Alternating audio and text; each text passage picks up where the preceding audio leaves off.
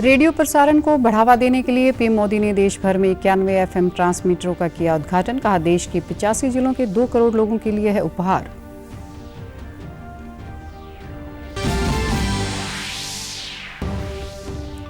हरियाणा के जींद और भिवानी जिले को पीएम ने दी एफएम ट्रांसमीटर की सौगात। अब बेहतर क्वालिटी में लोग सुन सकेंगे आकाशवाणी के कार्यक्रम।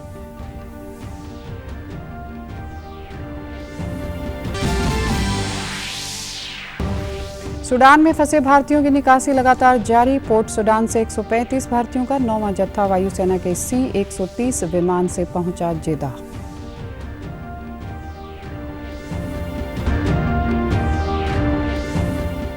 और पंचकुला में जल संगोष्ठी के समापन अवसर पर मुख्यमंत्री ने की घोषणा। धान की सीधी बिजाई के तहत 73,000 एकड़ रकबे को बढ़ाकर किया जाएगा 2 लाख एकड़।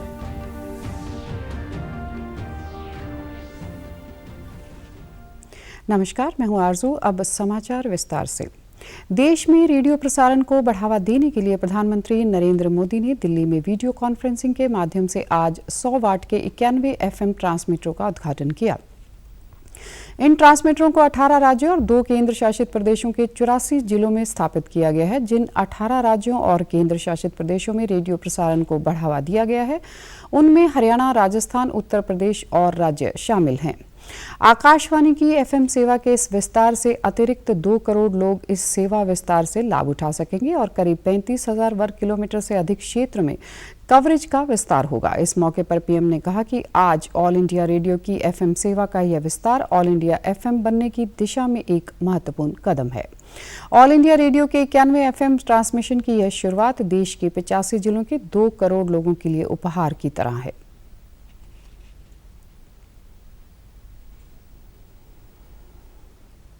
एफएम सर्विस का एक्सपांशन ऑल इंडिया एफएम बनने की दिशा में एक बड़ा और महत्वपूर्ण कदम है।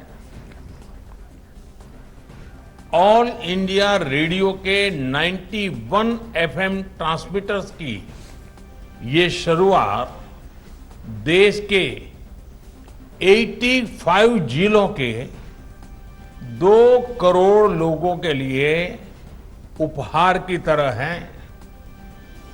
एक तरह से इस आयोजन में भारत की विविधता और अलग अलग रंगों की एक झलक भी है।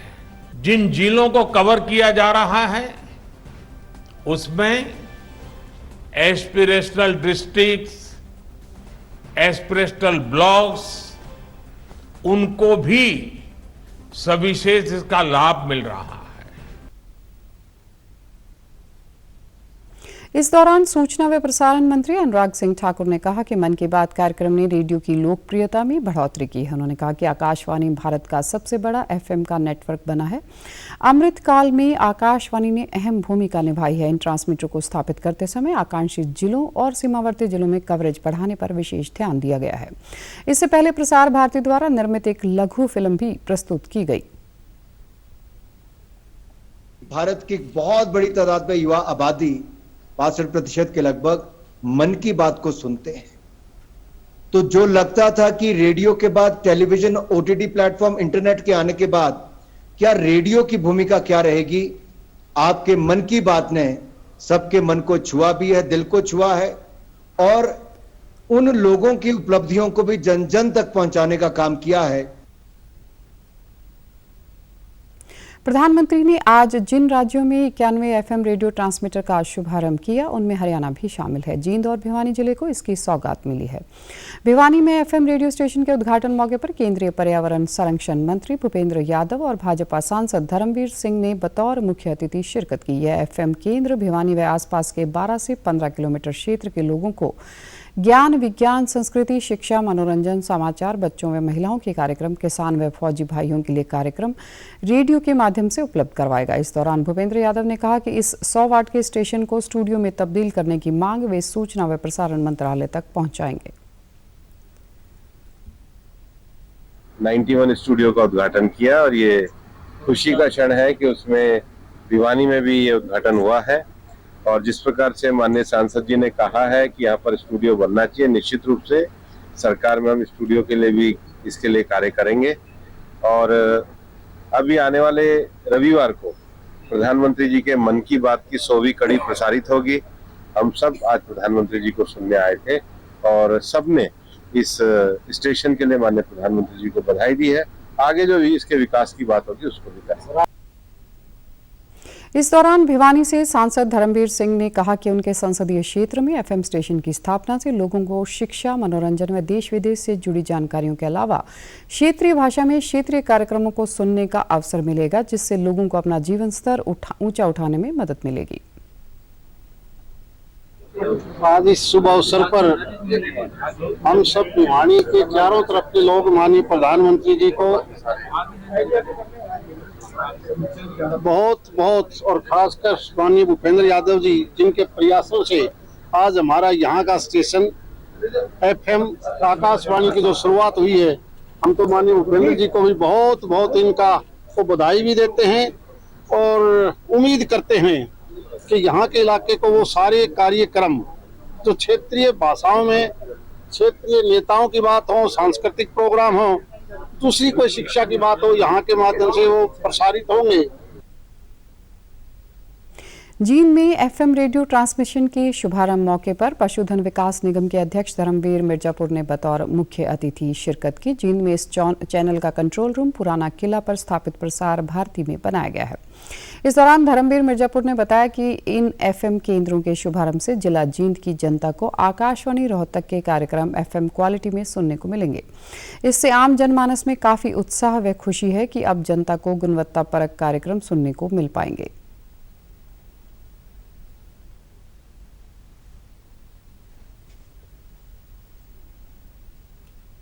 कि जिस प्रकार से आज 91 एफएम जो है वो पूरे देश को उन्होंने लोकार्पण किया और जिसमें अपने हरियाणा को भी सौभाग्य है कि आज 2 जो इस प्रकार के ट्रांसमीटर जो केंद्र है, जो रेडियो स्टेशन जो है वो हरियाणा को मिले, एक भिवानी में और एक जींद में।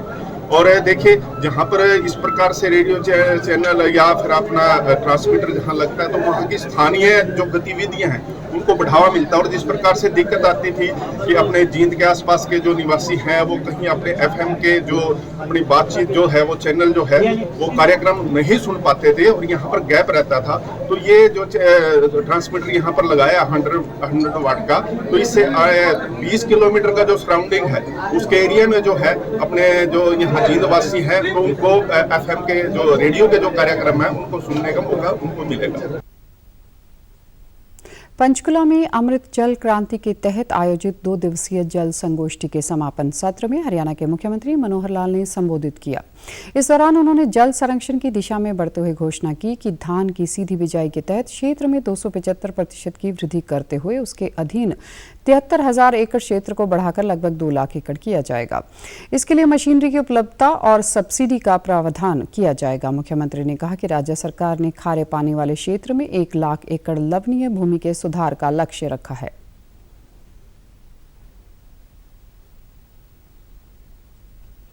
धान की सीधी बिजाई अभी तक 73,000 एकड़ क्षेत्र को हमने सीधी बिजाई के रूप में कराया है, जो आज के आंकड़े हैं, लेकिन टारगेट रखा है कि 2 लाख एकड़ इसके ऊपर हम यानी डीएसआर के ऊपर जाएंगे।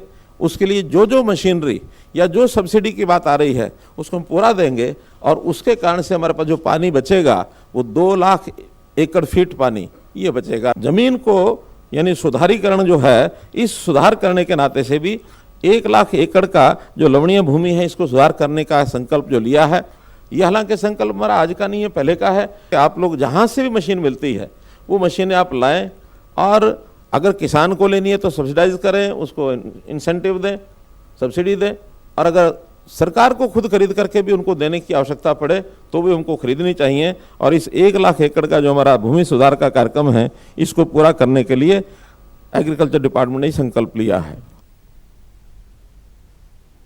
मुख्यमंत्री ने कहा कि अगले 2 वर्षों में विभिन्न योजनाओं के तहत 250 से अधिक शहरी तालाबों का जीर्णोद्धार किया जाएगा। सभी वैध कॉलोनियों व सेक्टरों में माइक्रो एसटीपी और दोहरी पाइपलाइनें बिछाई जाएंगी। विश्व बैंक ने अटल भूजल योजना का राज्य के 14 जिलों में विस्तार करने के लिए सैद्धांतिक मंजूरी दे दी है। 5 वर्षीय योजना के दूसरे चरण में विश्व बैंक लगभग 700 करोड़ रुपए का बजट उपलब्ध करवाएगा। इससे राज्य का जल भराव का 90% क्षेत्र कवर हो जाएगा। सूडान में फंसे भारतीयों की निकासी लगातार जारी है। इस कड़ी में पोर्ट सूडान से 135 भारतीयों का 9वां जत्था वायुसेना के C-130 विमान से जेदाह पहुंच गया है। विदेश राज्य मंत्री वी मुरलीधरन ने 9वें जत्थे का जेदाह में स्वागत किया। वहीं 10वें जत्थे को लेकर भारतीय वायुसेना के C-130J विमान ने जेदाह के लिए उड़ान भरी। इससे पहले 326 भारतीयों के साथ INS तरकस पोर्ट सूडान से रवाना हो गया। वहीं जेदाह में मौजूद विदेश राज्य मंत्री वी मुरलीधरन ने भारतीय वायुसेना के C-130J से लाए गए 121 भारतीयों के 8वें जत्थे का भी गर्मजोशी के साथ स्वागत किया। वी मुरलीधरन ने बताया कि दूतावास के अधिकारियों के परिवार के सदस्य भी इस 8वें जत्थे का हिस्सा थे। अपनी ट्वीट पर जानकारी साझा करते हुए उन्होंने कहा कि सूडान में लाए गए 362 भारतीयों को जेदाह से बेंगलुरु जाने वाली फ्लाइट से रवाना करते हुए खुशी हुई।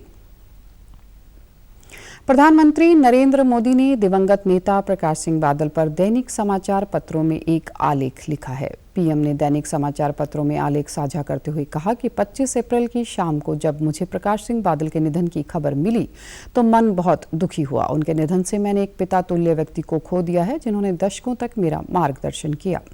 एक प्रकार से देखें तो उन्होंने भारत और पंजाब की राजनीति को ऐसा आकार दिया जो अपने आप में अद्भुत है। भारत के इतिहास में पूर्व सीएम प्रकाश सिंह बादल को एक बड़े किसान नेता के तौर पर जाना जाएगा। कृषि और किसान उनके दिल में रचे बसे थे। पीएम मोदी ने प्रकाश सिंह बादल के राजनीतिक जीवन को याद करते हुए कहा कि बादल साहब एक लोकप्रिय नेता थे। वे एक राजनीतिक दिग्गज थे जो पंजाब के सबसे कम उम्र के व्यक्ति, एक केंद्रीय कैबिनेट मंत्री और दुनिया भर के करोड़ों पंजाबियों के दिलों पर राज करने वाला व्यक्ति थे। उन्होंने आलेख में इस बात का भी जिक्र किया कि वे गर्मजोशी के साथ साथ संवेदनाओं से भरे एक जीवंत व्यक्तित्व थे। हर कोई उनकी बुद्धिमत्ता और हंसमुख स्वभाव का कायल हुआ। पीएम ने कहा कि जल संरक्षण, पशुपालन और डेयरी सहित कई मुद्दों पर मार्गदर्शन प्राप्त हुआ। प्रधानमंत्री नरेंद्र मोदी हर महीने मन की बात कार्यक्रम के माध्यम से करोड़ों लोगों के साथ अपने विचार साझा करते हैं। यह सिलसिला अप्रैल में 100वीं कड़ी के साथ आगे भी जारी रहेगा। देश में सौर ऊर्जा से गरीब और मध्यम वर्ग के जीवन में बदलाव आ रहा है। प्रधानमंत्री मोदी ने 30 अक्टूबर 2022 को प्रसारित मन की बात कार्यक्रम में सौर ऊर्जा के दायरे का जिक्र किया।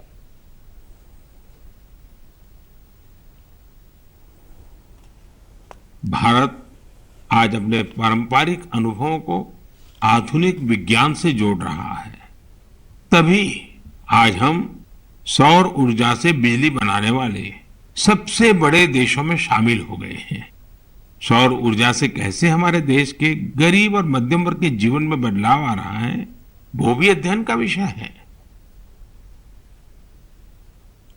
मन की बात कार्यक्रम में प्रधानमंत्री ने जिन व्यक्तियों का जिक्र किया वे आजकल दिल्ली में हैं। उनके लिए आज विशेष योग सत्र का आयोजन किया गया। मोरारजी देसाई राष्ट्रीय योग संस्थान के अनुदेशकों ने नेहरू पार्क में इन लोगों के योग के महत्व से अवगत कराते हुए योग करवाया।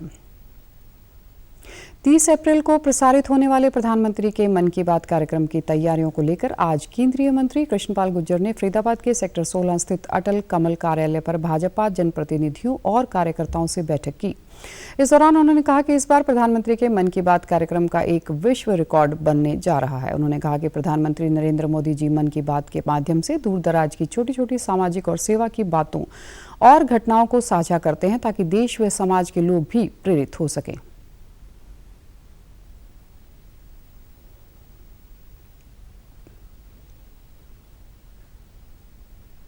अपील करना चाहता हूं, उनसे निवेदन करना चाहता हूं कि दुनिया का सबसे लोकप्रिय नेता प्रधानमंत्री के रूप में आदरणीय नरेंद्र मोदी जी की मन की बात का 100वां एपिसोड 30 तारीख को उसका प्रसारण होगा। और आपने देखा होगा प्रधानमंत्री जी मन की बात में सारे सामाजिक विषय होते हैं, सारे व्यक्ति के जीवन से जुड़े हुए विषय होते हैं, चाहे वो शिक्षा का क्षेत्र हो, स्वास्थ्य का क्षेत्र हो, व्यापार का क्षेत्र हो, कृषि का क्षेत्र हो और दूसरा कोई भी क्षेत्र हो। ऐसे विषयों पर वो बातचीत करते हैं, अपने मन की बात करते हैं। और ऐसी छुपी हुई प्रतिभाएं जो विभिन्न क्षेत्रों में अपना अपना योगदान दे रही हैं, उन सब के बारे में बातचीत करते हैं, उनसे बातचीत करते हैं। अब पेश है खबरें फटाफट।